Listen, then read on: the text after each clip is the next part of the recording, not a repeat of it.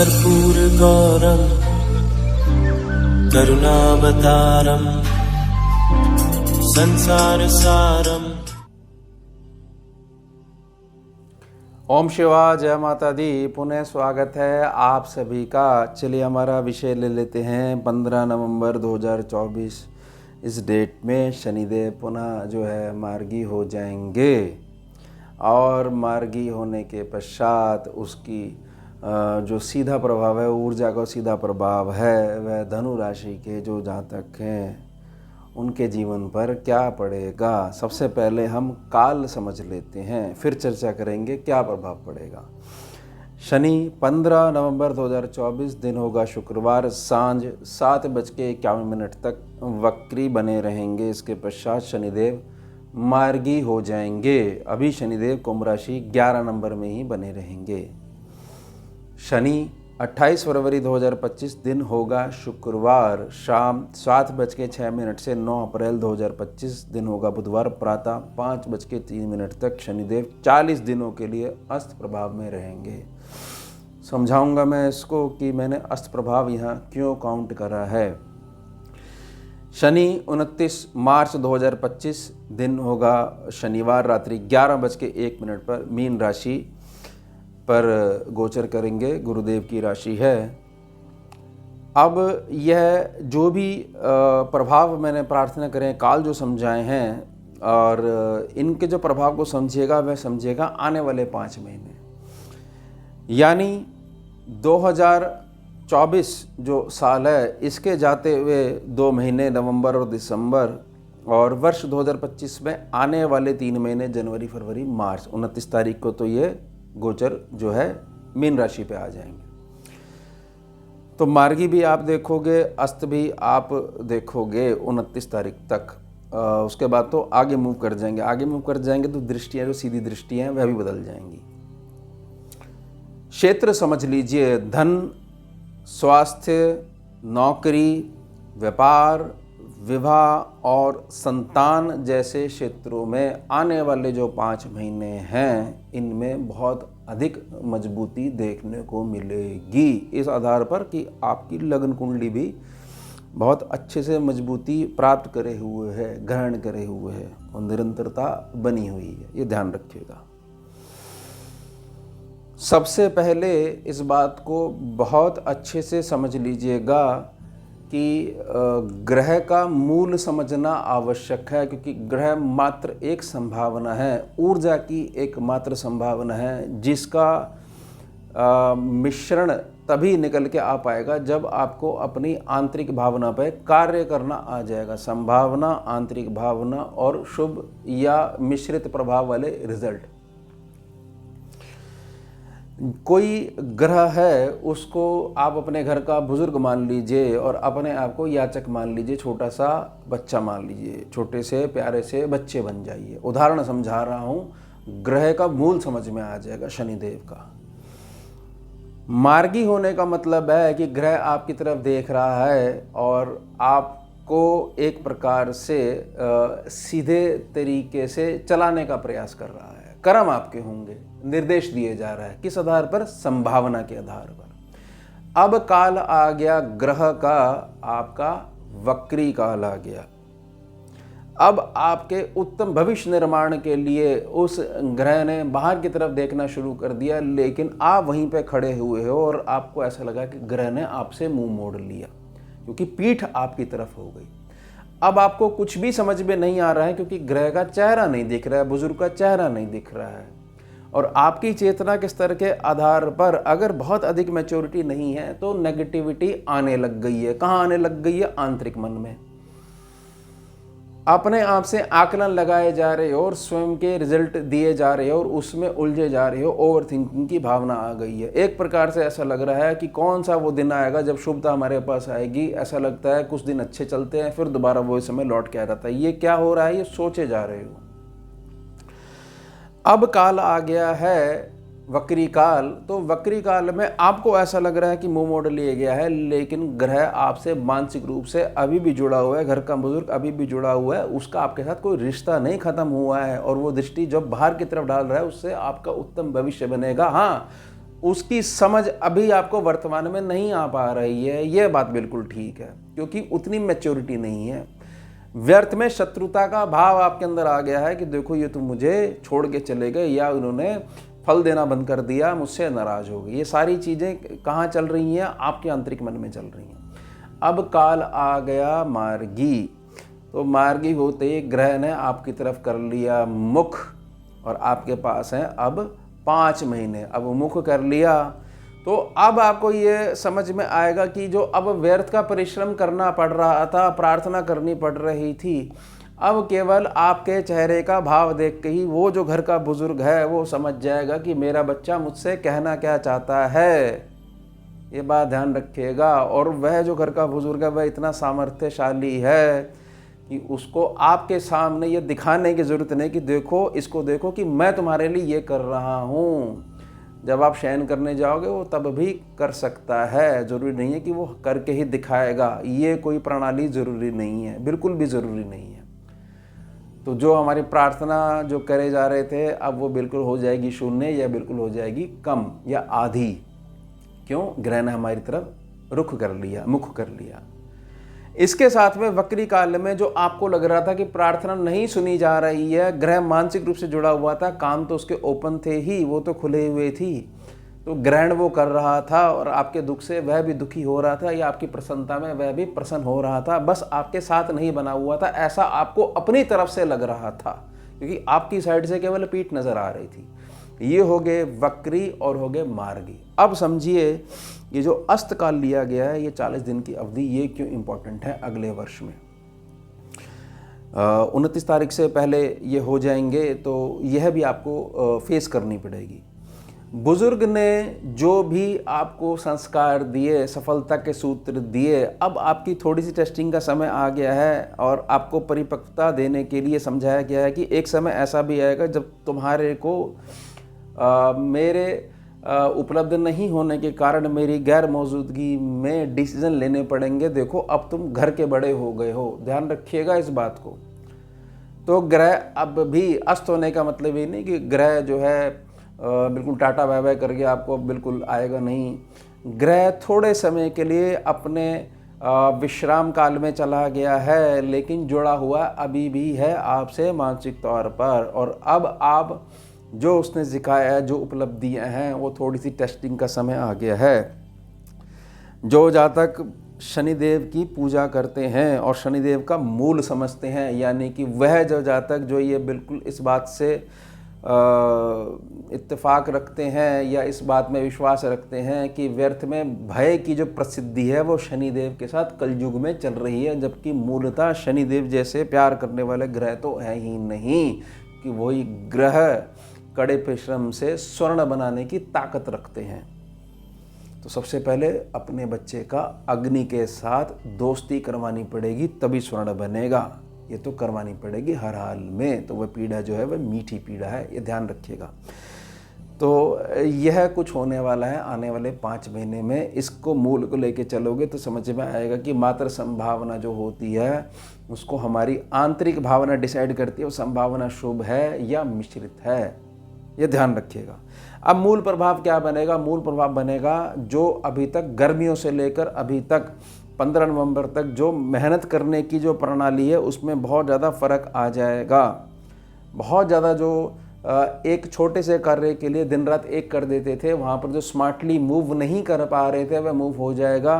Plus ऐसे मित्रों से शनिदेव की कृपा से पीछा छूट जाएगा जिनका काम था केवल आपको प्रयोग करना और घुमाते रहना कि मेरी स्तुति करते रहो, मेरे चारों तरफ ऑर्बिट करते रहो, दिन और रात का कारक मैं ही हूँ तुम्हारे जीवन में।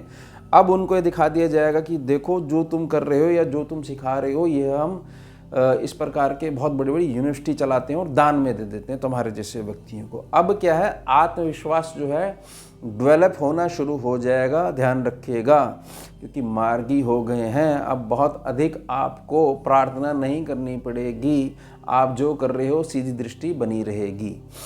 अब शनिदेव जब वक्री काल में थे तो प्रार्थना रहेगी केवल स्कैनिंग विद्या में ही। हमारे पास जो विद्या है केवल उसी के विज्ञान के अनुसार एक दृष्टि आ जाती है, लगन मानते हुए जहाँ शनिदेव बैठे हुए एक भाव पीछे देखने की।